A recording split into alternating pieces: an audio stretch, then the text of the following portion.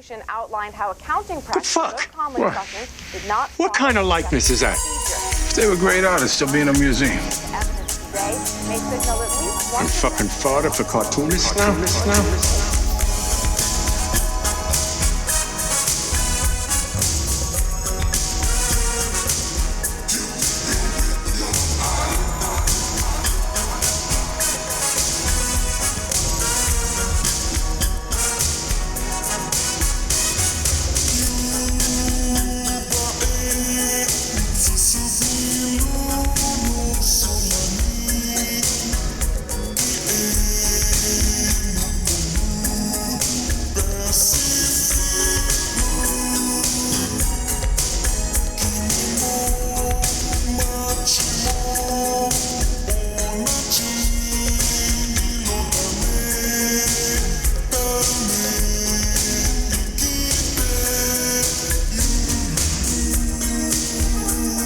Welcome back to Gutter Boys. Gutter Boys is a small press comics podcast about the ins and the outs and the highs and the lows of making comics. I am your returning host, Cam, with the man holding it down, my co-host, JB. Sup? JB, what's up with this episode? Yo, what's good? Cam returns from the grave for this intro. On this episode, we're joined with a friend of the show, past guest, Nate McDonough. Yes. We talk about his recent book, which collects all of his Longbox comics that have been featured in the Grixly zine, going, I think, a little over 5 years strong at this point, right? God, it's been that long. I mean, it feels like 4. it. Yeah. Yeah. It's either 4 or 5 years. Yeah. But, the book is great. It is a thick, heavy book. As a result, there's a lot of good stuff in it.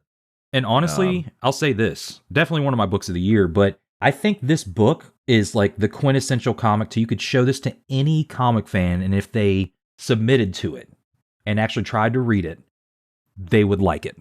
Yeah, I agree. It has a lot of crossover appeal. Yeah, because it very much so looks like an alternative comic, but once you start reading it, I feel like you could put that right next to a book in a big 2 shop, you know? Yeah. Hell yeah. I'm actually bummed I didn't get to hang out with Nate and talk to him. So I hope it was a fun time, and I actually look forward to listening to this one because that's my guy. Former Guysner, a great guy. We talk a little bit about his trip here when he stopped off on his way back home. Oh, he saw the compound? And he stayed the night.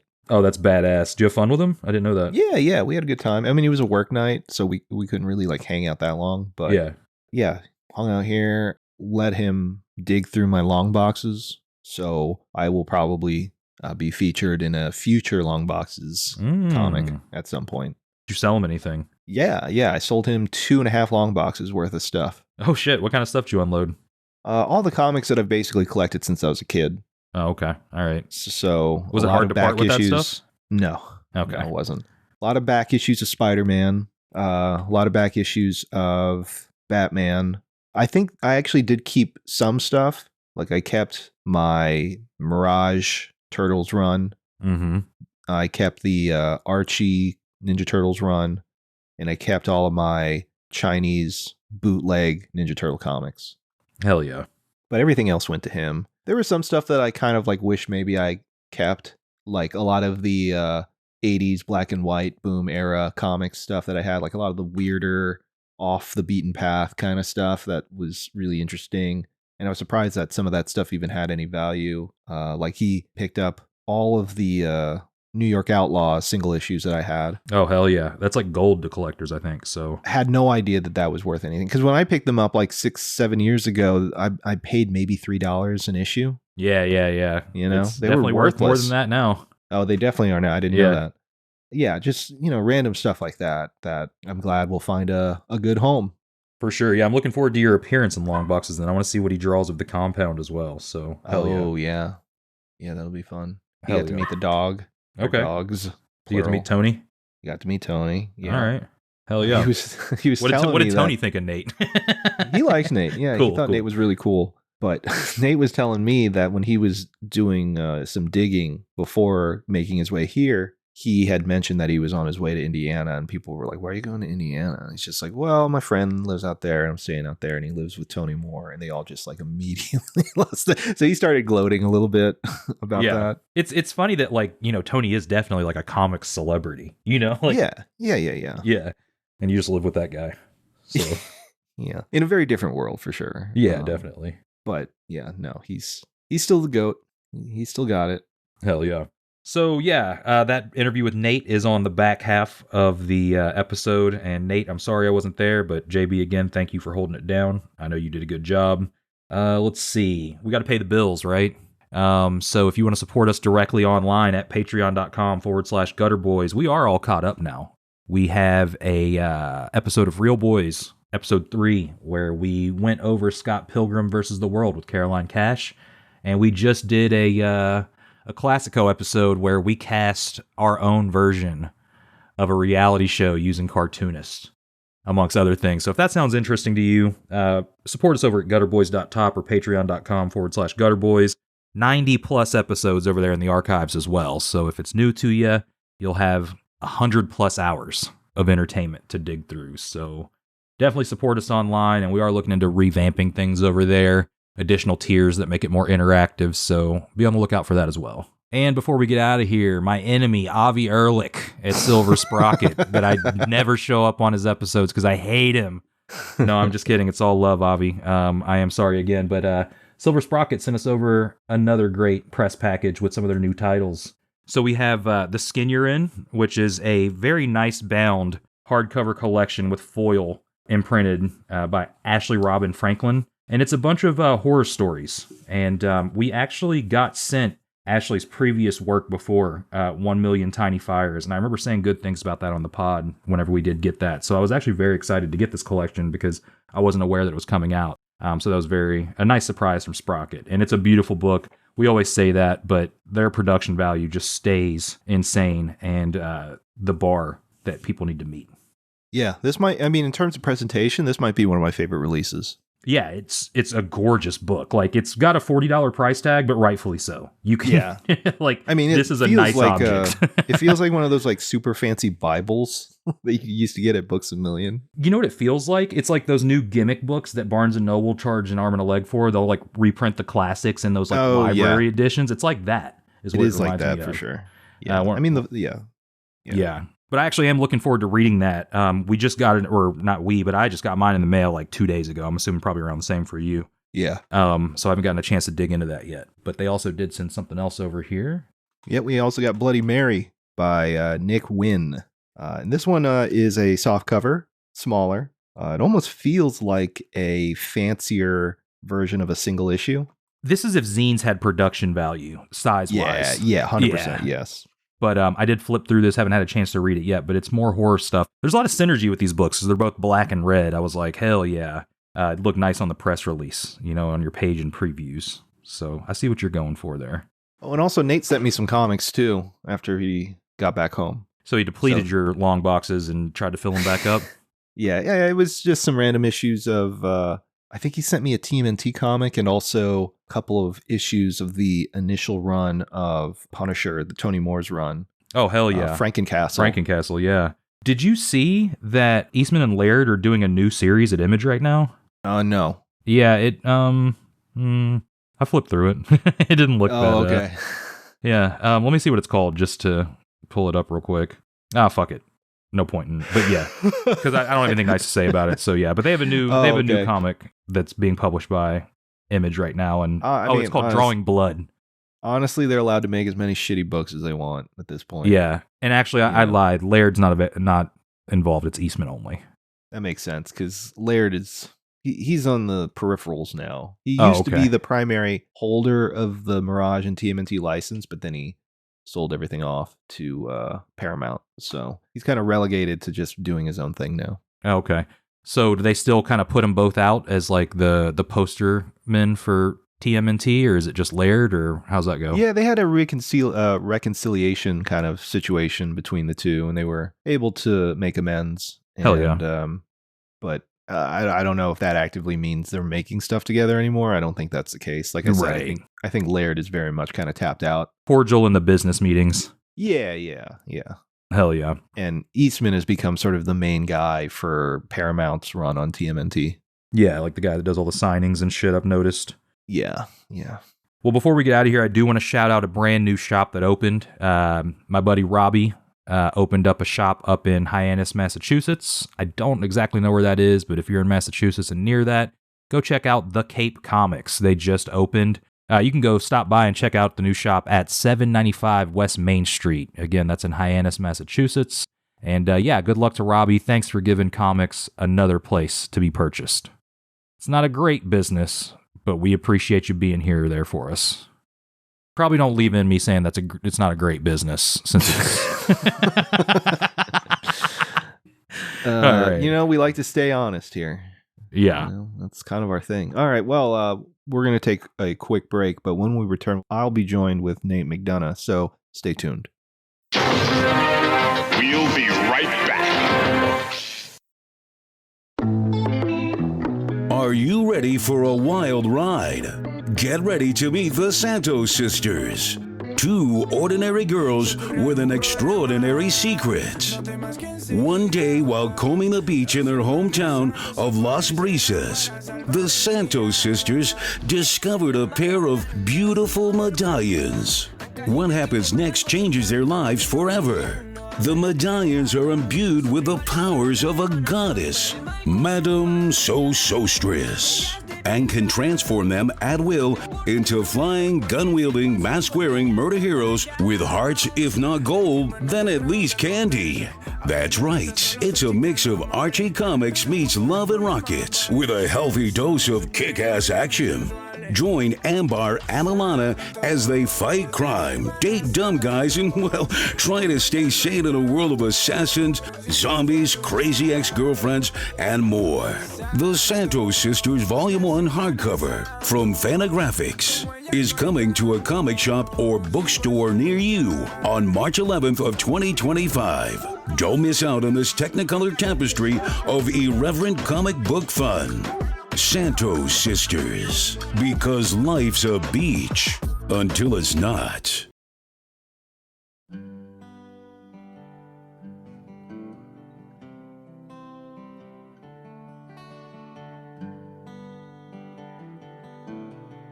Indie Northern Kentucky, or Inc., is the Northern Kentucky and Cincinnati area's only zine, alternative comic, and small press bookstore, featuring over 400 different zines, alternative comics, and small press titles.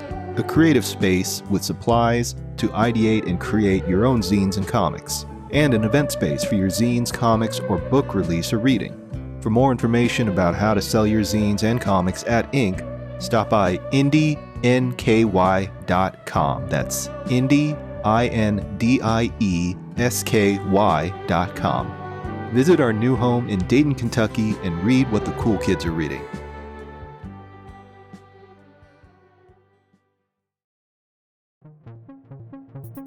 Underground Kingdom Comics Presents Romance is the third issue of a new anthology showcasing the UK's most exciting small press cartoonists. This 28-page A5 comic features cover art by Vincent Bell Robertson and comics by Lily Blakely, Adam Falp, and Anna Redmond, plus pinups from Kai Reynolds and Matt Greaves. Daredevils and Warriors wrote, "If you want to leave your comfort zone and are looking for thoughtful and original comics that have an edge without being edgy, then you should check out these UKC books." You can buy Underground Kingdom Comics Presents Romance now, along with the previous two issues, Horror and Crime and Original Art, by backing our Kickstarter, which is live until Friday, March 15th. Don't be a cunt, buy a comic, innit? Hell yeah. Meow. Meow. Sid the Cat magazine is out now. If you've ever been to an amazing rock and roll show and thought, I wish I could experience this moment again, but in comic form, then Sid the Cat magazine is for you. Fiercely independent show promoters Sid the Cat have joined forces with comics journalist Andrew Greenstone to bring you an ongoing publication that documents the SoCal indie rock scene. This stunning 52-page full-color magazine features comics, articles, photos, and illustrations from a rotating cast of local illustrators and writers. It's a celebration of Sid's artists and venues and supports those keeping the bleeding edge of the indie music scene alive. Our first issue covers musical artists Big Thief, Illuminati Hotties, Mike Kroll, Fucked Up, Finn Lilly, Katie Kirby, Kate LeBon, Cursive, Christian Lee Hudson, No Win, and so many more. If you are a fan of comics, indie music, zines, rock reports, or community by the way of culture, order a copy now at sidthecat.com/Sid-zine. Again, that's sidthecat.com/Sid-zine.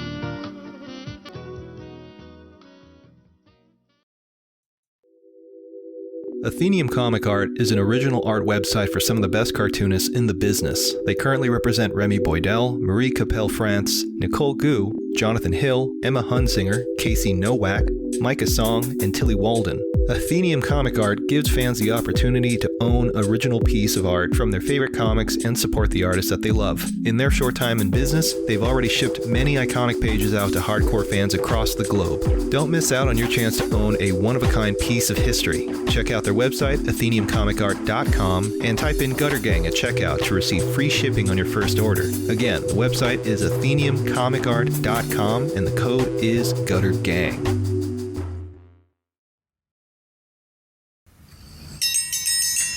Morning, Gary. Morning, Marianne. Need a menu? Nah, I'll just have the usual. You sure do love your eggs and coffee, Gary. Best way to start your morning, Marianne. Well, that and an issue of Town and County. What's that? Town and County is a new comic series written and drawn by cartoonist Alex Knoll. He's that guy that wrote them books about teaching and that Mr. Rogers feller. Oh, he was such a nice man. The first issue is 36 pages of black and white comic stories with beautiful color covers and features 6 stories about folks in our little township here in Illinois, like Susie Barber, the house cleaner that uncovers her client's dirty laundry, if you know what I mean, and Stanley Pepper, that big feller that just lost his job and took to drinking every night at Bugs's Tavern. Well, ain't that something? Town and County is published by Ivy Terrace Press, headquartered in Chicago. Chicago? Who would want to live there? So dirty. Each issue comes with a copy of the Hometown Hero, our little town's newsletter, and it's only $8. $8? Where can I get it, Gary? You can order a copy of Town and County on the internet at StoreEnvy/Alex Knoll Comics. Oh, there's your breakfast, Gary. Thanks, Marianne. Nothing like a cup of coffee and a good comic book. Rust Belt Review is a quarterly comics lit magazine featuring serialized and short-form comics from some of the most exciting cartoonists in the small press scene today. Volume 1 features work from Gutter alums M.S. Harkness, Audra Stang, and Caleb Orecchio, along with work by Andrew Greenstone, Sean Knickerbocker, and Juan Jose Fernandez. You can order your copy of Rust Belt Review today by going to rustbeltreview.org. Enter in promo code GUTTER to receive $2 off your order. Again, that website is rustbeltreview.org. Promo code GUTTER. The Last Aviatrix is a post-nuclear adventure comic by independent, Los Angeles-based cartoonist Buster Cagle. The story follows Summer, our last aviatrix, who pilots the sole-surviving airplane, a nuclear-powered B-29. As she travels the ruined world finding ways to survive and help humanity, while dealing with the imminent threat of the Atomborn, a rare breed of atomic wizards that want to see her out of the sky, her mission becomes complicated when she accidentally picks up Henry, an Atomborn child who wields incredible power, and Clementine, a berserker on a quest for vengeance. Can our aviatrix survive this ruined and irradiated wasteland? Every issue can be read for free on bustercagle.com/comics. Paper copies can be ordered as well, but you can still read it for free. If you like wizards or warplanes, go check it out. Now, back to our program.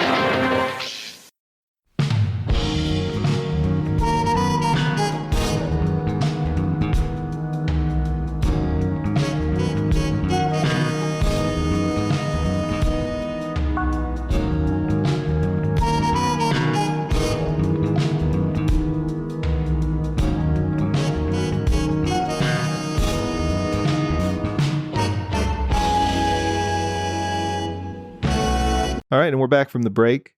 I am joined with Colorado-based cartoonist, past guest, friend of the show, Nate McDonough. Sir, how are you? Good to have you back on. Glad to be back. I realized that it's been a year since we last tried to have you on the show, and for some reason we kept running into all kinds of technical difficulties on our end. Definitely more my fault than yours, I'm sure, if the grand tribunal of sheer, I don't know, wanton ignorance of how rudimentary modern technologies function was to assess. Many such cases, but it's fine. We're back a year later. We're making it happen, and just in time for the release of the collected trade book of Longboxes. Longboxes obviously has been an ongoing strip that you've been doing in your zine, Grixly. Let's talk a bit about that. Certainly. Yeah, it's been about, started it, I think, 5 years ago now. Did 5 pages at first, and I thought I wouldn't be doing much more than that, but the book is definitely the heftiest thing I've printed to date. Yeah, it's got a nice heft to it, man, I gotta say. Quantity over quality has always been my credo. But also 5 years, that's a long time. I mean, this studs collect 5 years worth of work, and I think it shows. You got a lot going on in here. Yeah, it's exciting. I'm glad. I'm well into volume 2. What can I say? And ideally, when would you like to see volume 2 collected and published? When I get around to it, we'll say 5 more years from now. Because I feel silly because I started doing a quarterly newsletter, and then it turned into a twice per year newsletter, and I get it out roughly every 8 months now. And I spent the last 3 years talking about how Longboxes Volume 1 was right around the corner, so I'm going to try to give myself over to the fullness of time a little more completely this go around. It's always good to do that. Well, how you been, man? Since I saw you in person last. Yeah, I'm doing all right. So listeners, Nate was nice enough to stop by on his way out from Philly, I think it was. Yeah, Philly back to Colorado. Yeah. JB put me up for the night. Yeah, it was good to see you. And you also picked up a few long boxes from my stash that have just been collecting dust. I was cranking through them today. Oh, nice. I should just do a strip about it, but my girlfriend's daughter is very fond of slimes and foams. Sure. And surprisingly, because it seemed like unprecedented, and I didn't think there'd be a lot of kids out there who had this type of habit, but I would take my mom's very, very expensive conditioner when I was a kid. Mm-hmm. And because it was like a bright green, oozy appearance, and I would like crank through like a third of a bottle, and then my mom would, don't ever touch my conditioner, and then I would go back, and I'd like just try to I'd permit myself a few drops, and just a little bit more, and one more squirt, and like the Celeste, my girlfriend's daughter, uses like her mom's fancy conditioner too. We try to be less punitive about it, but I was telling her. I couldn't resist at that point because it seemed too germane. My friend JB told me about how Ninja Turtle slime from the 80s. I did not know this. JB hit me to this, but a fresh, unopened container of ooze, graded, goes for as much as $5,000. Is that so? The purple one, yeah. So I was telling her about how slime can be worth thousands of dollars because she'll just indiscriminately smash and mash it while she's watching a movie, Yeah, I was like, as one does. There's treasure slime out there. She seemed pretty thrilled about the possibility of it. Yeah, if it belongs to a very popular IP that will maintain relevance for at least 20 years, there's a good chance it will be worth something down the road. That seems to, that's the case with all of the 80s slime toys too, like Masters of the Universe, they had their own slime. Real Ghostbusters, they had their own slime. And I'm guessing those are less coveted. No, I would say they're as much, if not more. Because I try not to be, it's like a pretty fuddy-duddy opinion at this point. I feel like to, all of this grading is ridiculous. And did you hear that they're grading video games and VHS cassettes now? But I must confess, I was very, very taken aback to hear that slime could be graded. It never occurred to me. But of course, right? It would be funnier if you could grade loose slime, like no packaging. It's just the slime. I feel like that's the next step. One can only hope. Oh, yeah. And it's slime of indeterminate origin that a minimum wage staff is paid to like taste and sniff. Yeah. And like be exposed to like radioactivity and toxic pathogens. That's a whole new world out there. Yeah, that's Because, I mean, they grade loose figures. So, like what's stopping them from grading loose slime? What would be the funniest loose figure to grade as a joke? As a joke. Power of the Force Star Wars figures from like the 90s. They made them really jacked for no reason. Oh, I don't know about those. You don't remember those? They were everywhere, man. Like, Ooh. yeah, if you went into a hobby store or a shop that even had any vested interest in collectibles, they always had a rack of those fucking figures. I expended all of my enthusiasm for Star Wars in like one summer when Phantom Menace came out, and they had those figures that like stood on the MP3 plastic chip things, and they had to pay. And I never did. Thank God my mom had enough sense to like soundly refuse me every time I asked her to buy the $34.95 chip reader that you could like put the chip with the figure mounted atop it on the reader, and then they would say 2 or 3 lines of dialogue. This was in the era.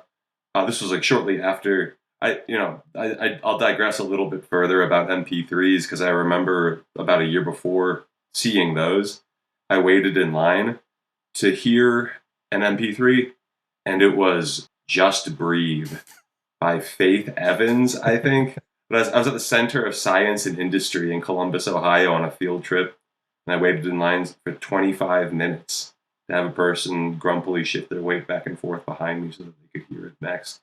Anyway. Well, that would have been also the era of like chip tunes, right?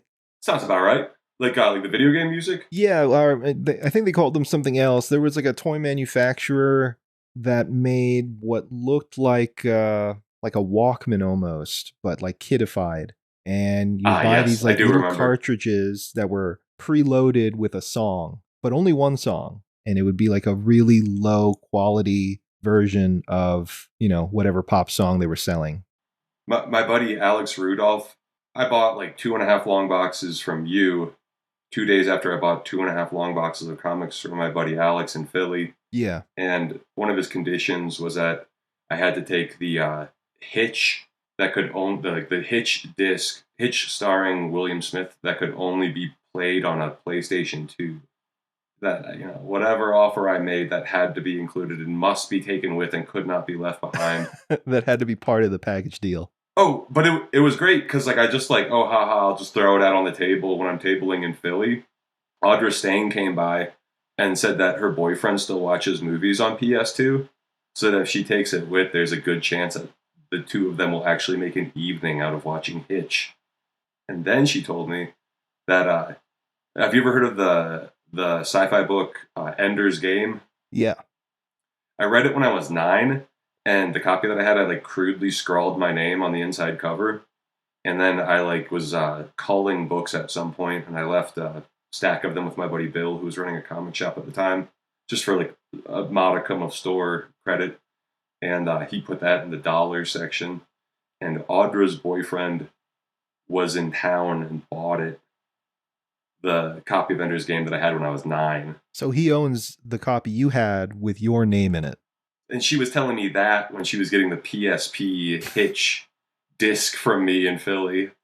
So she has a piece of rare Nate McDonough memorabilia. Oh, yes. 2 pieces. The 2 pieces that bookend the absolute scope of my existence, Yeah. Very precious items. Yeah, tremendous pedigree to them. She really seized a rare opportunity in both instances, I would say. Yeah, no, she's got the picker in her for sure. That's we can submit those to the Columbus Cartoon Museum in a couple of years, I feel, because Longboxes is great. Thank you, man. I mean, I don't know. I feel like this is something that we've talked about a ton before about how much we love Longboxes, and I know all the people that get to read your newest panels that you put out on your Instagram feed. but to be able to sit down and read all of it in one go is really satisfying and makes for a great experience. I'm glad to hear it, man. I appreciate it. I feel like self-effacement is uninteresting and too common from cartoonists, but that people do want to read it a second time in a different format. I'm still getting my head around it, but I won't complain, and I'm very happy. And you're currently selling them online, correct? Yes, sir. Yes. Okay. You haven't had the chance to table with these yet, right? I had when I was in Philly, I had one copy with me, and I spent the entire day telling people no. Like, and then I was like, whatever dumb excuse. I was tired. I was hungover. I didn't have coffee that morning. Yeah. I would suggest a distinct, improvised, unnecessarily elaborate with several redundant steps pre-order process that a person could engage in to have me mail it to them, but with payment immediately, Yeah. So I hope I didn't alienate anyone. Did you have a newsletter email list out for people to join and be up to date about where to buy stuff and whatnot? Oh yeah, I mean I put one out a couple times a year, so I think around December or January I'll let everyone know who hasn't heard yet that the book is out. But it's been selling briskly enough that I'm pleased by the relative standard of books I've printed before. Okay. But yeah, so far so good, and it's nice. I'll mention that I've got a landlord who keeps a very and I get it. I struggle to imagine holding a tenant at arm's length were I in his shoes, but I live in a little apartment behind his house, and he keeps all contact with me to an absolute bare minimum. I've never been inside of his house. I've never spoken with him for longer than 20 seconds. I've never heard a smile. I've never heard a laugh from him or seen a smile that didn't seem particularly strained or difficult in some way. And he seems like a good guy. We're just cut from totally different cloths. I bring all this up because he hauled 780 pounds of the book into his house when I was over at my girlfriend's for the evening.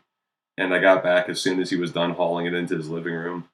And that was the first time I went into his house, was to get a pallet of Longboxes copies out of it. What was his house like? It was nice, about what I expected. Okay. Yeah, I talk about it in the comics a little bit, but I feel the most I ever see of it is when the doors and windows are all wide open, when his son is having huge kegger parties. Right, you were telling me about one of these parties when you you were visiting. Yeah. So yeah, it's the kid cleans up very well, I gotta say. I'm I guess I certainly am scanning for spills on the carpet and holes in the drywall from the Rager 1 week ago. Sure. No such damage. Okay. Yeah. Yeah, David's doing amazing. When he goes to the fridge to get a midnight snack, and I'm unlocking my door at a late hour, we're about 3 feet apart from one another. You guys ever lock eyes? It's so tempting. It's so tempting to look over at him, tap on the glass, and shake my head. It's a little too late for a snack, David. I've got you on a very strict program. I want you to go back to bed. No. Yeah, I mean, what is it about strange interactions with people that seem to follow you in some weird way? I mean, obviously, your day job as a self-employed made man, obviously, that world kind of has a certain color to it that maybe attracts more of this. But I also noticed that these interactions seem to happen outside of that world with you too. Well, I do want to attribute it as much as possible to I see a fairly large amount of strangers on a daily basis, or I travel a great deal, or I've had many different addresses in my adult life. I'd like to attribute that phenomenon as much as possible to aspects of my life beyond my control, because there's that and I'm certainly guilty of it when I was a younger man, where let me try hitchhiking. I'll have a really awesome story to tell everyone tomorrow about the crazy time I had. And that's lame when it's affected, So I try to live my life as like an adult who obeys a routine and like possesses habits, but it feels like, and like you try to find the whimsy in it rather than be like perturbed or upset. But I feel like it's impossible to maintain that. I mean, whimsy is a good way of describing it. There's also like a Lovecraftian terror, that permeates certain parts of it. I always thought maybe these things tend to cross your path because of how affable and approachable you are as a person. Do you think that's the case? You're kind to say. It's just another one of those instances that where I like, don't want to like. I walk the fine line between. Yeah, you're a day walker for sure. But it's like I walk a fine line between like I don't know if I'm really that affable. I mean, come on, like or because it's hard. Where it's like I don't want to like chuck everyone under the bus by like the relative standard of comics because I don't know. I appreciate that, man. I just here's another great example of how I'm still working on how to take a compliment. Very good. The baby steps. Yeah, I'm getting there.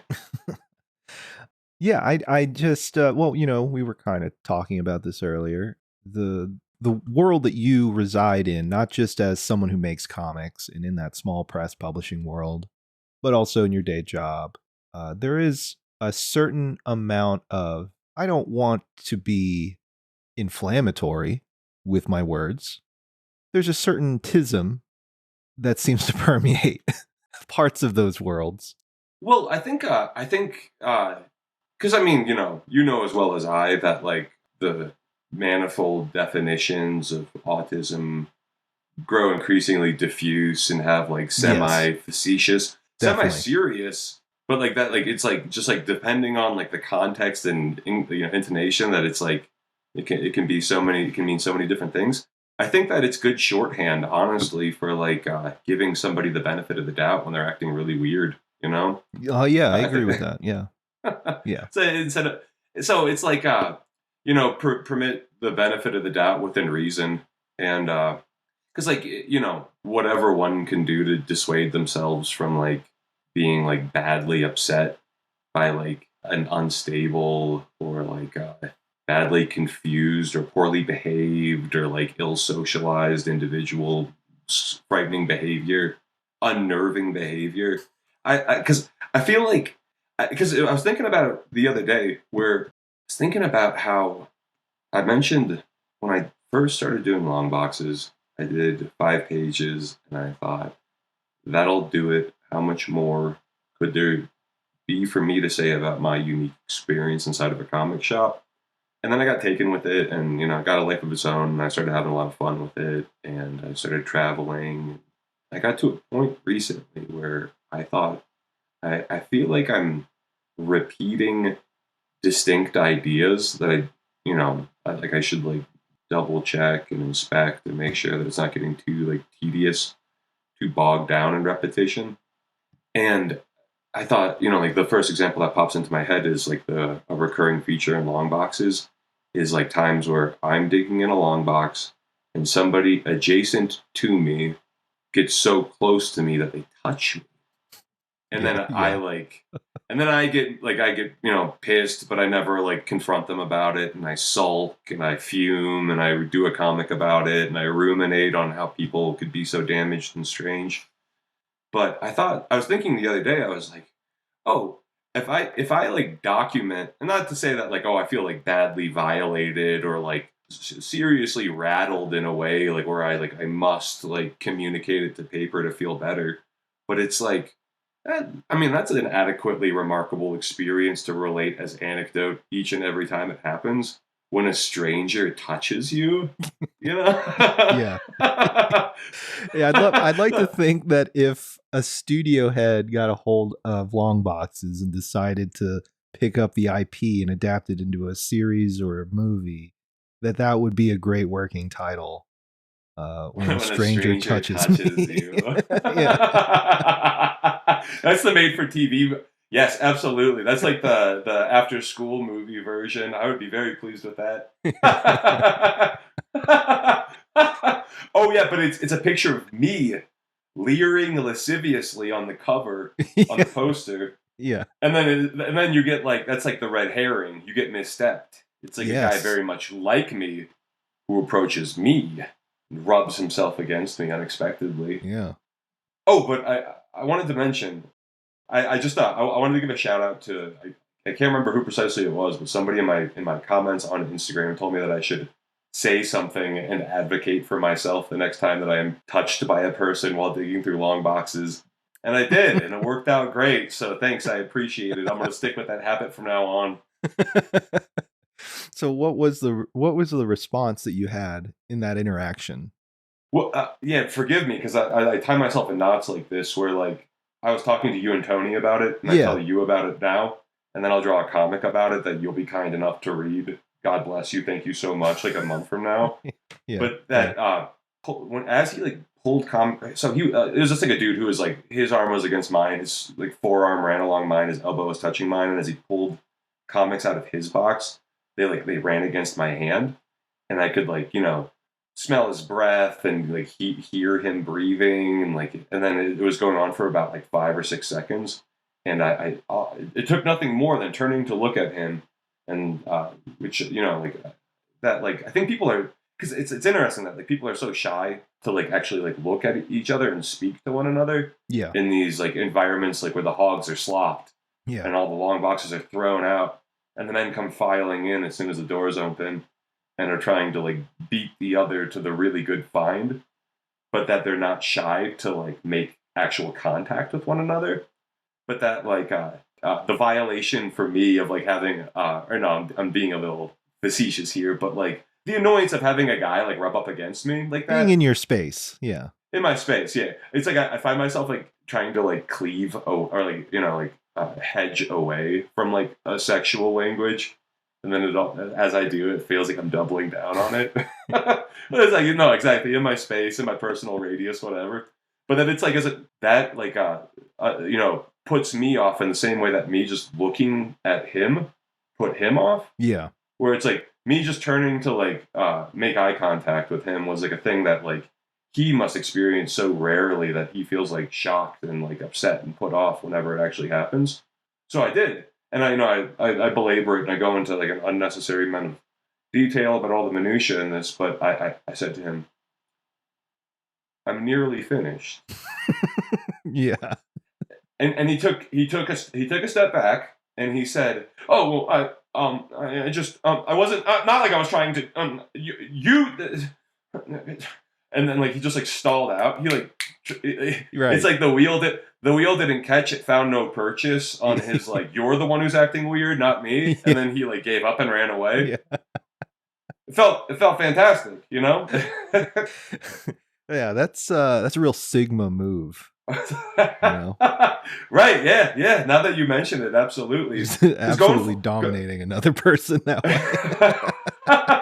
Right, yeah, because well, I guess it's like it hadn't occurred to me until right now, but that like I try to do like the Doctor Doom like broad stance and like just going like flat out like I'm the big dog, fuck everyone, like that's not gonna work. Right. I think about the one time I got kicked out of a bar for walking in with an open beer, and the bouncer he said, "You have to go."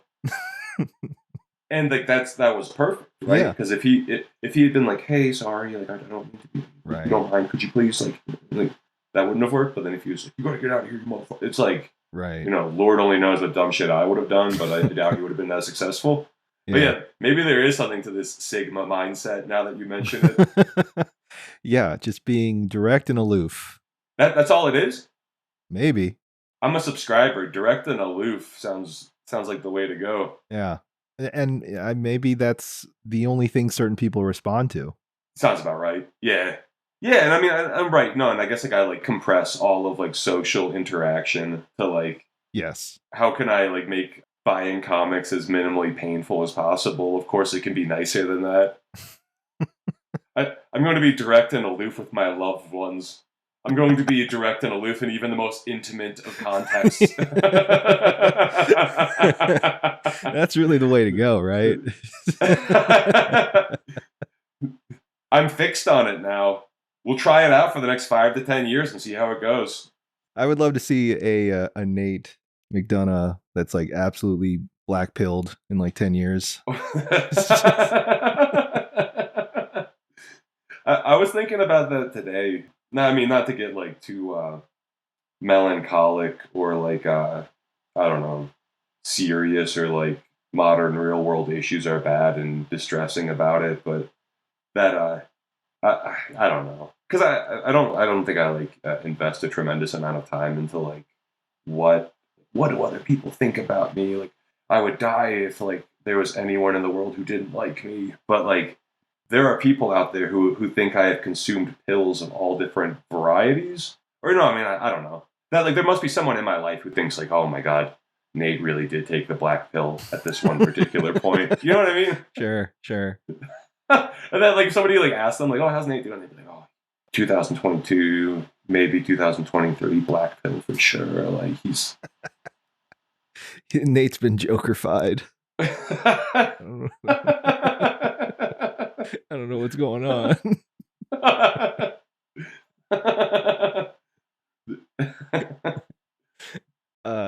I mean, I felt Joker-fied after a certain point of reading Longboxes, you know? There's so many just strange, unhinged interactions that go on. But there's also a certain level of like genuine sincerity too, which I think you kind of need to balance out all the other unhinged stuff that goes on. I feel like I try to like coax like I feel like if I ever see like any like flame of like camaraderie in a comic shop, like a flicker of it, I really try to fan it into a flame, you know? Sure. Any like I don't know what precisely the metaphor would be, but it's like, can I commiserate in a friendly way with a guy over anything? I am in the comic shop after all. What the fuck else am I supposed to be doing here, you know? Yeah. Where it's like I don't want to get like fixed on like strictly inventorying like how fucked up the freaks are. But like I mean, like Longboxes, it's like it could be called that. It could be called primarily that.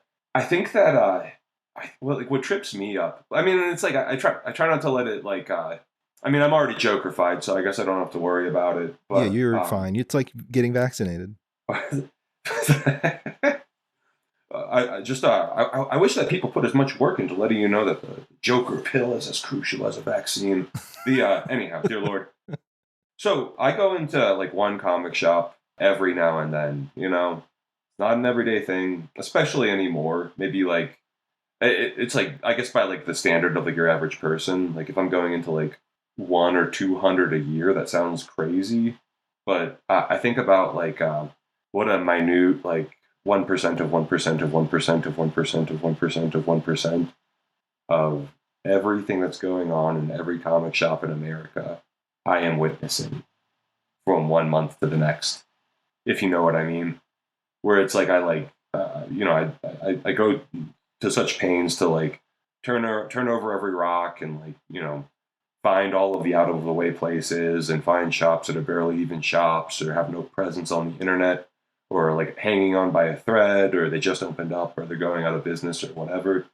But I think about like if you can just go into a shop and that there will be one, and sometimes not all that rarely even two people behaving in a way that is totally unacceptable by pretty much any standard of like baseline okay social conduct. Yeah.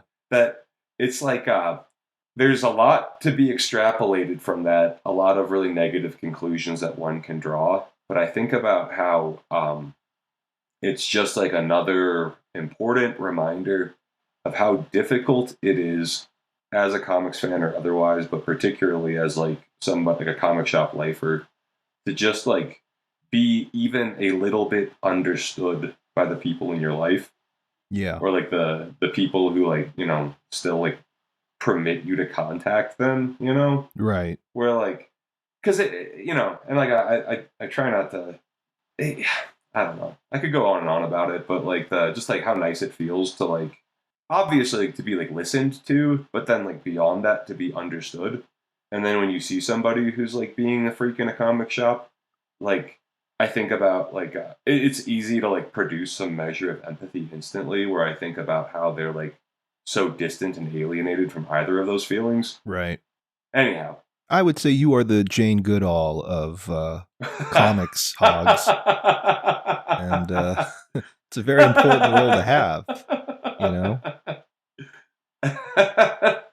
Yeah, I'm trying to transition from like gorillas to like baby capuchins in like cute little outfits. Yeah. And I think transcribing this into stories would be a very easy thing to mess up too. Yeah, I feel like the kind of like my like North Star is The Simpsons did the comic book guy in the 90s and they nailed it. Yeah. And it's the lowest hanging fruit, but there was no precedent at that point for the comic shop guy. Yeah. And then they nailed it. It was the beginning and the end of that particular commentary. So imagine me like just making page after page after page of like this man is like pedantically belaboring how like his like extremely narrow but comprehensive like niche sliver of knowledge is like, you know, I should be like intimidated and awed by it. They're out there, you know, there's plenty of them, but like, and I feel like there probably is a bit of that in Longboxes too, but I feel like it's easy to be annoyed by it and it's easy to remark upon it, but like no one needs to hear any more about it probably. Sure, yeah. And I think Longboxes and what you do with it in the stories goes beyond just making that note, you know, about, like you said, something that's been hammered to death already and done well by The Simpsons. But you take it a step farther than that, because I don't think anyone working on The Simpsons is like, how do we humanize comic book guy? How do we tell his story? What is he about? It always feels good to have somebody like respond to like the heap of Longboxes strips with humanize, where I wouldn't say it's my like central motive, but it's certainly among them. And I find myself taken aback. Where let me disclaimer first by saying that like I can only feel like flattered and appreciative that like people like can like get into the material enough to feel like wound up and upset. Yeah. But I feel like sometimes like I describe like a difficult, like a particularly like labored and unpleasant conversation that I had with somebody in a comic shop. And then like the comment that I see on Instagram or like the remark that I hear at the comic show or like the report that I hear from an acquaintance is like so fucked up. I can't fucking stand it when people do that. He's a piece of shit. Fuck him. And it's like, yeah. But you know what I mean? Like, how can I feel any other way but flattered? How kind of them to attempt to empathize with me in the way they thought most appropriate, and like how wouldn't he feel this way? Why else would he be doing this? Clearly, he's like cataloging all of this so he can like let us know how like badly upset he is at these rude people. But that's no way to go through life, right? Like I would just be like white knuckling with like frustration all the time. I mean, and it's just like because I mean, you know. Goes without saying, I don't ever want to be the pot calling the kettle black, you know? Because, like, I'm in a comic shop, and it's like, I'd say more often than not, I don't think I'm stinking to the point where I'm matching the most extreme stereotype. Then I got a whiff of BO. My butt crack is never visible, but sometimes when I'm really, like, when I'm getting into, like, a semi-advanced yoga position to, like, access the books that are really jammed into the corner, I'm sure you can see several square inches of my underwear. Sometimes, it's like, my buddy Pat Kane, he caught me one time in, like, a friendly way, and I thought it was sweet and funny, and we had a good laugh about it, but it's like, I go back to it, you know, where, like, I, like, look in a mirror so infrequently, and I have such, like, so little, like, sartorial, like, instinct or affect or opinion. But I was t-shirt, gym shorts, flip-flops, and I was holding 2 bags of comics on either side of me. He's just like, oh, hold on, Nate, let me take a picture. Got a picture of me, and it's like I feel hugely appreciative of like that my girlfriend loves me so much, you know, that like I look you know, whatever. I don't want to like get too like dysmorphically like I'm like I'm a drooling, fucked up, like simian freak, but like Which is how you draw yourself in the comic. I think I blend in all right in the comic shop among like the like because it's like again like the. Are you saying that you think you're doing nerd blackface? Is that what you think is going on?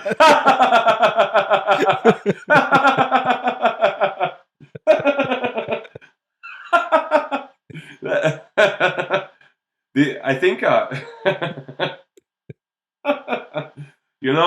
many things to discuss here.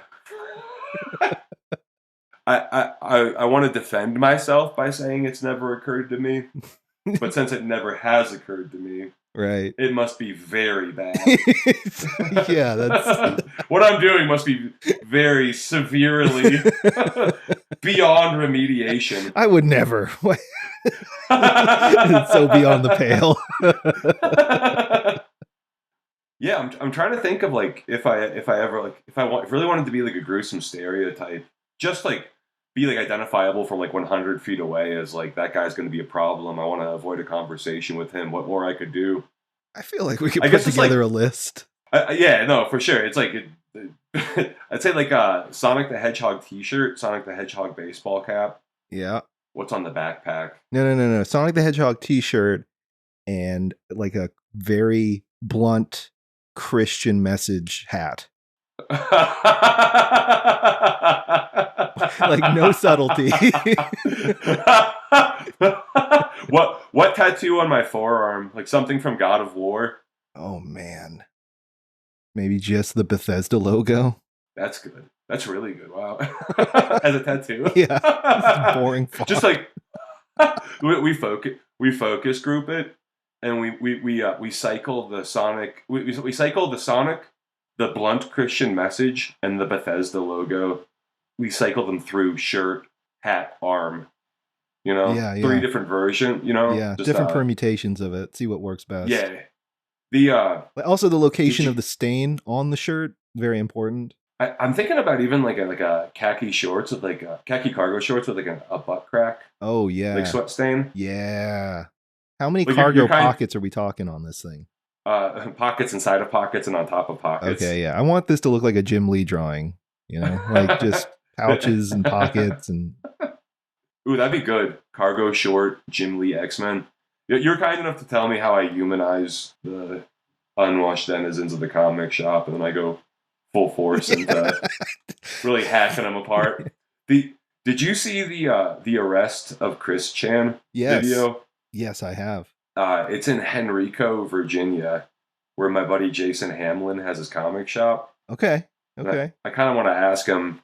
I guess now I will, right? But I've been like working up the courage. Me and him, like we contact each other like 2-3 times a year, Yeah. And see each other like every other year. So like I was shy to like Jason. Yeah, right. Has Chris Chan, prior to their arrest, ever come into your shop? How do you broach that topic? I'm just gonna go for it. Yeah, no. As soon as we're done, I'll send him a DM. Yeah, I think you have to full charge it. Just go. That's the only way. And I hope that Chris Chan is a regular at the shop, or was. As do I. Did you know that I found out, somebody pointed out to me recently how a lot of the Archie Sonic the Hedgehog comics from like turn of the century, the guy who wrote them sued Archie for ownership of like the many dozens of animal Sonic World characters that he created. Okay. And that's a story we've heard many times before, right? Yeah. Creator did work for hire, sues for ownership. Right. You root for them, but nothing comes of it. Right. Very sad. Yeah. Archie, whatever their like extant, like legal and like retained document apparatus was, they had like a copy of like something that like didn't have anything suggesting it was like something like so embarrassing that like all they could like scrape together was like one piece of paper that didn't even say that he didn't own them or that like they belonged to the company or like whatever like boilerplate Marvel has on the back of their paychecks or had when creators would sign. But it was so funny, like Archie just like was able to produce nothing to like prove that it was work for hire, and then he just got all of them. I never thought I'd find myself like rooting for the underdog of the Archie guy, or the Archie Sonic the Hedgehog, like whatever. The expanded Sonic Archie universe. Yes. Well, because I find myself like, I mean, because it's that habit of like a comic book nerd where like my collection, like it was like doubling in size every year to the point where it was really becoming a problem because I could find some redeeming aspect of almost any comic in existence. And I feel like those Archie comics are great examples of like, why the fuck would I ever own this? Mm-hmm. Oh, wow. Terry Austin inked many issues of Archie's Sonic the Hedgehog. Yes. The guy who inked the Dark Phoenix saga. Yeah. Like, some consider him the greatest inker in all of modern, major publisher superhero comics. And then it's like, but then like that, like, I've gotten really good at stifling that impulse. Those go right on eBay. I don't even crack the cover. Not for me. I think as a kid, I was really into the Sonic Archie comics. In particular, the story arc involving Sonic being turned into a robot, like a cyborg, and he's evil. That sounds like it would have really drawn a crowd on the playground. Yeah, the design was cool. Somebody was telling me about like describing like the Superman Batman fight from Dark Knight Returns, like years before I'd ever even heard of Frank Miller. Yeah. And it was definitely like people like filing in behind me to like, what? The kryptonite arrow and the oh my god, and he beat his ass. Yeah. Yeah, it'd be like that, but with like third graders when discussing Sonic. Yeah, I mean, I'd like to think I was around the same spot. So, question. Certainly. At what point did you decide, well, first off, what made you decide to start your first Longbox story? And then what made you decide to continue the Longbox stories in your zine? Oh, man. I suppose it would have been smart for me to have a copy handy. Oh, man. I think it was like I'd say a sense of, and I mean, it served me well. Or, I mean, I don't know, it's like my like blessing and my curse. I don't know if I could do what I do without it, but that I could go to a comic shop and that they could have like 1,000 boxes of unsorted stock and that I'll look at all of it, And that it's like that I want to do that. And I had a job when I first got that itch. There was a comic shop that was in the waterfront. It was in the Homestead neighborhood of Pittsburgh. I didn't have a car at the time, and it was like an hour and a half long bike ride from my house. But it just bugged me, the thought that like, because it feels irrational when I see like a man enter the comic shop, select a box at random, look through it, and leave. But then, of course, I mean, like, I feel like rational irrational binary doesn't enter into it at all, right? And I mean, of course, you're cursed and you turn into a freak once you start speaking in that language of like, I believe myself to be highly rational and logical, but I prefer facts personally. But that it was like, I would like to look at all, because it's like I've just never been in a comic shop that big, and it's like reduced itself in size and moved to a smaller location, the one that I was going to, but that I just like had my heart set on like, I'll come down here on days off, and then until I've seen every single long box here and looked at every comic in each one of them. And just like in like the weeks that it took me to do that, pandemic started up, and or it's like I don't know, it's I don't know if it's an especially thrilling story, but I'd put a notice at my job, and by the time the notice was up, I didn't have anything in mind. Pandemic was going full tilt. It was like lockdown, which is like feels weird to say because like what did lockdown signify, and when did it begin, and when did it end, and who like chose that as like the specific official nomenclature. But it was when things were very quiet and people were confused to see you out and about, and people in shops were like bemused, like, oh, it's that guy again, huh? Hey buddy, you okay? And like people, like, it's like I know I mentioned it in the comic, but that shop that I would go to, especially like when I was able to do it 5 days a week, the staff was very kind, and to this day I still see a few of them, but they would you all right? You doing good? Because it was like freezing rain and snow and sleet around that time, and I would just come and go in it. I'd come in like in soaked clothes or like leave into a storm. Yeah. And but then I mean, the very long answer to the short answer to your question would be that it just it suited me and it stuck as a habit and I liked it a lot. Good answer. Oh, but then I guess thank you. But then drawing the comics, like I don't know. I guess that it's like I worked at a drugstore, and I found that like when I was like a much younger man, I'd stand behind the register, and I'd have ideas for comics, but they never had anything to do with the people I interacted with or the experiences I had inside of the chain drugstore. I made $5 an hour in. Yeah. But then like in a comic shop, that like for better or worse, it is so like dense with like bizarre and unexpected interactions with strangers that like it just it snowballed down the mountain. I mean, it harks back to all the way to the like cave paintings of like images on walls of people hunting animals and celebrating the changes of the seasons. It carries the same weird cultural weight. I like that. And thank you. And like the human urge to tell stories based on things that we experience day to day. Now that you mention it, like, yeah, that like so much of like my mood is tied up, and I hate to admit it, but that it's like, is the hunting good? Yeah. The hunting is good. Yeah. Is the hunting bad? The hunting has been bad, like that. Like it's like but instead of like being worried about being mauled to death by a saber-toothed tiger, you're more like having to be concerned of, whether or not the guy that smells a little too strongly of mustard is going to touch me today. Yeah, if that's worst case scenario, it's nothing to scare me off, right? Right. Yeah. My girlfriend said pretty early on when we first started talking to one another that she was fond of digging as the metaphor. Oh, okay, certainly yeah. no invention of my own, but you hear it so often, I know. Vinyl collectors use that term too, right?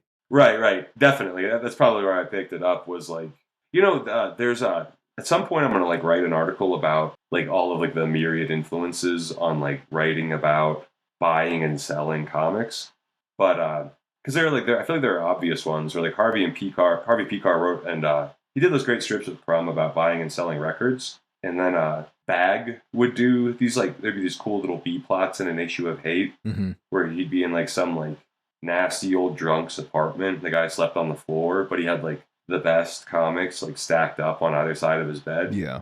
And that he'd just be drifting through there and he'd buy them for like that one for $3, that one for $5, and couldn't believe what a good deal he got. And but I do remember there's a song that I liked back in high school about vinyl collectors trying to like outwit and outmaneuver one another and like just like brazenly steal shit from one another given the opportunity and the plausible deniability. Yeah, I mean, people can be vultures in any circle that has like a propensity for collecting and cataloging cultural ephemera. That seems to be a pretty consistent point. I've seen it with VHS collectors. I've definitely seen it with toy collectors. There's definitely a certain type of guy that's willing to cross lines that are normally accepted as not okay or chill. to risk being shamed in public if caught. Yeah. I think about like I find myself like put off by like in various contexts, too many to like even begin on, but like when people speak broadly in favor of like, oh, like, a lot of negativity lately. I love that though when people say that. In almost any context, it curls my toes. Yeah. Because I think about it where it's We've never like, been more divided before as a country. That's my favorite one. Oh, well, certainly that. Yeah, now more than ever.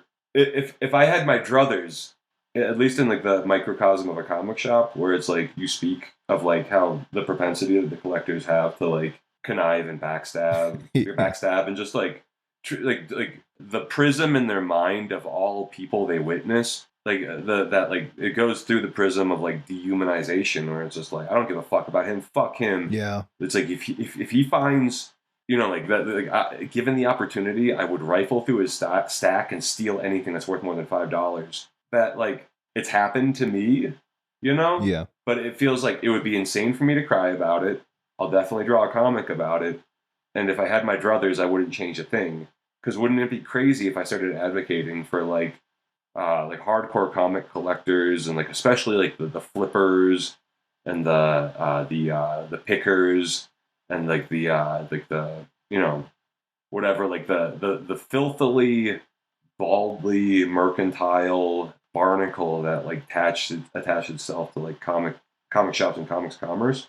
Couldn't we are a community after all, and couldn't we just treat one another with a little more respect and like be a little more positive? It's like, I would hate that. I don't want that at all. I could live with it, but why would I ever advocate for that? Why would I ever like make that my cause? And why would I ever dream of that world? You know, I'm totally fine, like, eliding that completely. And also, I mean, the stories would just be less fun at that point, because then it's just running into the same type of guy that's just like fucking obnoxious. Oh my god! But that would be like the best ending, though, right? Yeah. Just to have like a uniformity in comic shop experience, where like a healthy man with like impeccable hygiene like comes over to me with a big smile on his face and makes like idle but semi-creative chit chat with me that feels like engaging without being too challenging, and then he like gives me a couple good compliments and he wishes me well. Yeah. And he's on his way. Yeah, right. You know, it's like, I was like, it's all that ever happens in the comic shops anymore. Yeah, I was some guy cornered me and we talked about the weather for 2 minutes and then he left when the conversation was over. He said fucking comics. Doesn't have the same ring. It's in Longboxes, but I think back to like the guy who like this like big ponytail guy approaches me unsolicited and is just like, you know, super girl, and Red Sodia's got big tits, and I would love to have sex with you. And then I'm just like, I'm like, I wish that I could say I had enough dignity that I left, or at the very least I tuned him out. Like, I don't care for that type of nonsense. But I was just like, I was happy to have like a diversion while I dug through comics, you know. Right. And it's like, does it come more like colorful and intriguing than that? And then I found the 00 anthology from Fantagraphics with the Charles Burns cover, and it's like that like vaguely like troublingly, unnervingly, like the horniness is definitely there, but like it's upsetting, and that like Burns does better than anyone. Yeah. And I just pulled it out and I showed it to the guy, thinking like he's disclosed enough to me about his like lurid fantasies about these fictional characters that to show him like a lady with hard nipples like would not put him off tremendously. And he like 180'd and fled. That was too weird for him. Yeah, the blood drained from his face. He got out of there. You know? Because I talk about like pot calling the kettle black, almost certainly he described like the obscenity that was revealed to him by a stranger to like, whoever he was on Xbox with later, you know? Right. He turned the mirror on him and he didn't like what he saw. I should have just tried to meet him where he was, you know? Yes. You should have just agreed and been like, yeah, Red Sonja has some big old milkers. That's exactly. Wow, I'd sure like to marry her. Just kidding, she'd be my slave. He just hugs you. Yeah, totally. Yeah, you get me. You understand. Hey, man, let's go get some Chick-fil-A. I like you, dude. No, it'd be more like, let's go to Papa John's and just share cheesy bread and just talk in the parking lot while scraping cheese off of the bottom of a box. When after my dad passed, he had two $50 gift cards for Papa John's that I'm certain he bought just to spite the libs, you know? Sure.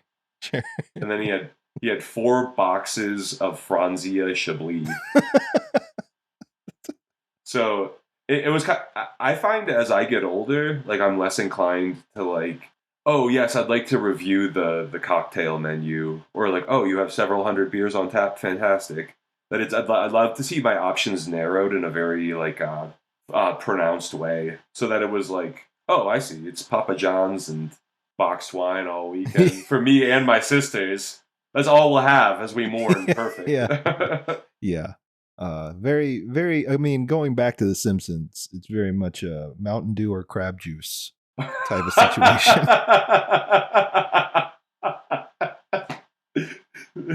Absolutely.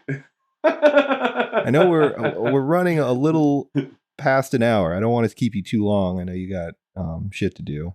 That felt like a good one, man. Yeah. But real quick, I did want to touch upon a certain kind of guy that has been on my mind, and you brought it up about ponytails. There's something about white guys and ponytails. They're really a wild card because they can go one of two ways, I've found. And it is like black and white. There's no gray here. You know what I'm referring to. Please tell me. Guys with ponytails, they're either the coolest fucking guy you've ever met. Yes. Super chill. Just a guy you want to fucking hang out with. Jovial, kind, is into the cool shit you're into, right? Mm-hmm. And then the other is like the shadow of that. A sort of very Twin Peaks-ish interdimensional evil. that is completely opposite of that guy. What do you think is the quickest way to like the Voight comp test, like one from the other? I'd imagine it would have to require some kind of test similar to what you see in Blade Runner, where you say certain words and then they respond to them in certain ways, and you can immediately tell, oh, okay, he's wrong. He's gone wrong. There's something not right with him. He's one of those guys. Oh, so would it just be like Red Sonja, Catwoman, Supergirl? I think there's like there's usually a way to figure that out, and you just bring up kind of like these keywords that will they will respond like a normal person, or they will respond like a not normal person who is unwell. And it doesn't even have to be specific. These can be very broad terms, like women or you know what I mean? Like just super broad, and they will respond to those. Oh yeah, and then they don't even have to speak. We can just have them like hooked up to the lie detector test, monitor their vitals. Or just have them tied to a couch, like in The Thing, but instead of using a flamethrower to heat up a needle, you're just like bringing up broad talking points. It's man, ponytail guys is tricky. I wore a ponytail for work when I was at the Outback Steakhouse. Wait, when you say for work, are you implying that management required you to have a ponytail? Yes. No. Yes, they did. Shut the fuck up. That's not a real thing. Yes. Well, I think that it's just like so many things with jobs that I worked when I was younger. It's just like you eat shit unquestioningly, Of course, yeah. Where it's like, it's like, I could go on and on. I'm better. I feel better about all of that. But the ponytail guys is tricky. I think the most like severe ponytail guy I ever crossed paths with, because it's like I wanted to be buds with him because I worked with him. Yeah. But then he like took the manager position, or the assistant manager, and he made like 15 cents more per hour, but like worked twice as hard, but tried to make himself feel better by like really lording over the staff that he now saw as beneath him. Sure, just got a whiff of power and was like, yes. Totally, but then it's just like no one even felt bad about it. We just went like full force into fucking with Frankie as hard as we could, Yeah. Then he had like the manager like name badge now, but like he still wore his like sweatbands that had like the Mario mushrooms embroidered onto them. Oh, dude, I fucking love that so much. Holy shit, that rocks. And would come over to you with maximum imperiousness and tell you about X, Y, and Z that needed to get accomplished immediately, and to remember to smile at the customers as they entered or whatever. But I feel like I've been deprived even one decent, friendly, lovable ponytail guy in my life outside of like my buddy's Italian stepfather. And like it's like usually this isn't a good thing, but like owning a gun. And then, like, you have, like, your I'm just thinking of Mario. Yeah, no, that's all that I'm like, go on, please. The other Mario. I mentioned both Marios that exist in, like, the constellation of my life, in the last 1 minute. Yeah. Mario the guy. Go on, I'm sorry. I was going to say, I've had a lot of interactions with like the good kind of ponytail guy, and they're great. They're like the coolest fucking guy. Like we were at a toy show just out of Cincinnati, or just outside of Cincinnati, about a month ago. And I was walking around. I had like a bootleg Death shirt, the band Death, and I was looking at a table of stuff. I forget what I was even looking at, and this guy tries to get my attention, and he's a little bit of ways, but behind the table, so he's clearly working there. He's like one of the vendors, and we lock eyes, and he has this huge grin on his face, and he points to his shirt and then to my shirt. Hey, all right. And he said, "Sick shirt." And this guy, just to paint a picture, he had like a tucked in short sleeve, like polo shirt. He had his pants past the midsection and a fanny pack on the front, and his shirt's tucked underneath that. And he's wearing, they might have been cargo shorts now that I think about it. And just the genuine glimmer in his eyes when we locked eyes, and he was just so excited to see someone wearing a Death shirt. Nice. It was so genuine and so cute. But he also looked just like a very mean, maybe racist stereotype of an IT worker. Yeah, no, and I know what you mean with like the fanny pack, like kind of like heightens like the kindness of one and the cruelty of the other, you know? Yeah. When you're trying to figure out what kind of ponytail guy he is. Yes. It reminds me of that guy that went viral when they were trying to do like a gotcha interview thing. You know, those like street interviews where influencers on TikTok will try and interview people for reasons, I don't know. And he was trying to ask him about like trans rights and why it was gross and why trans people are weird, but the guy wouldn't budge. I'm going to do a very poor job of describing what this guy looks like. You can go online and find him. If you're listening, you probably know who I'm referring to. Similar in look to the guy I saw at the toy show, but this guy was shorter, and he had one of those cell phone clip that people used to wear a lot back in the early to mid 2000s. And he had like Birkenstocks with socks on, and also just looked like an IT guy. And this guy just refused to budge on this interviewer and was just like, "There's nothing wrong with trans people. Why are you being weird about trans people?" Yeah. Yeah, you know, and it's like, I feel like that's like, there's like the more meaningful like spectrum of like, I don't know, like fiber of character that like transcends like, are they cool or are they a nerd, you know? Because I think that it's like, I'm predisposed still to look at somebody who like looks like that much of a nerd and think that they live a life of like alienated from like pleasure and satisfaction and comfort and excitement, you know? But that like, you know, the two examples you provide, particularly your man at the toy show, that like even a brief interaction illuminates to me that they probably experience exquisite pleasures beyond my understanding. Yeah. Going about their day-to-day business. Yeah, it's like meeting someone who figured out the Hellraiser puzzle box, but was like genuinely into it the entire time.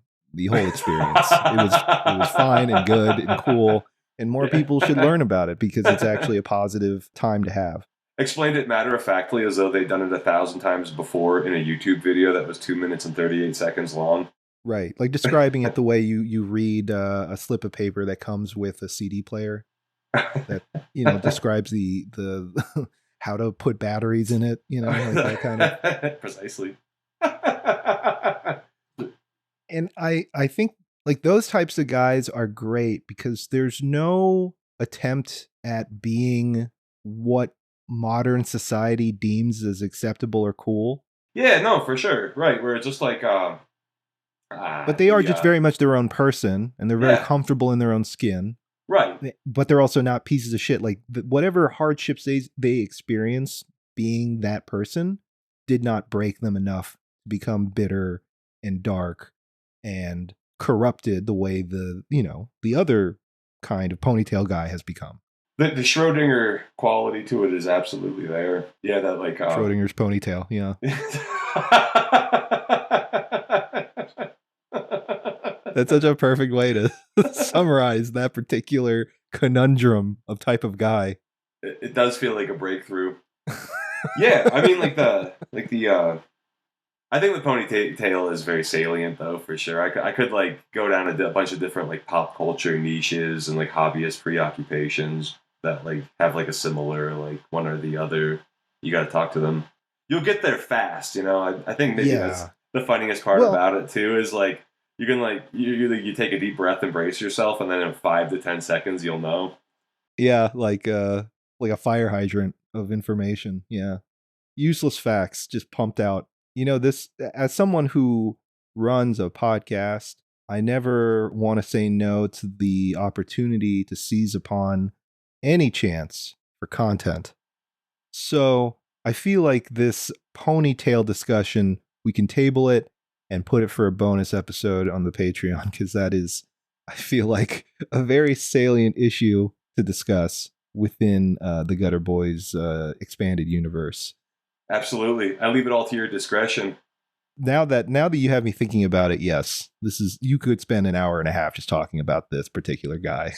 I feel like the waters are muddied by like my having like worn a ponytail for any amount of time, you know? Well, again, because you're a day walker, I feel like if anything, you are very well equipped to discuss this very specific subject. And Cam will be on there because it's a bonus episode. So very good. Oh yeah, no, that sounds great. You want me to return to discuss the ponytail in greater detail with you too? Yeah, I would love that. I would love that. Just like you said, the appearances of the ponytail guy in pop culture, I think, is something that we could really dive into. Because obviously, you know, comic book guy represents that to a degree. You know, he is like if we're talking about the family tree of guys, in looking at it in this like very dry scientific way, I would say that comic book guy is an extension of ponytail guy that branched off at some point through human development. Yeah, just try to imagine a comic book guy without the ponytail.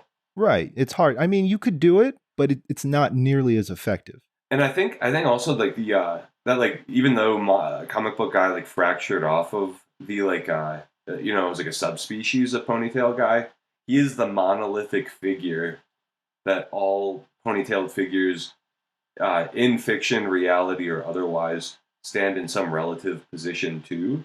Yes. To wit, I think that since comic book guy became like an enshrined as like common knowledge in like the cultural pantheon, and everyone knows who he is and everyone gets the reference, everyone who elects to have a ponytail and pursue their beloved nerd hobby after comic book guy, there's like some sort of like extra like detailed and like impossible to like interpret arithmetic that occurs when that decision is formed within each person who continues to wear that ponytail into the comic book shop. You have no idea how into this topic I am now. I'm so invested in the taxonomy of guys. I find myself gradually enveloped in it. Yeah, and you can also frame it as like pre-comic book guy ponytail guys and post-comic book guy ponytail guys in pop culture. Precisely, yeah. For sure. Man, this is a subject I can't wait to dive into in the near future. Goddamn. Okay.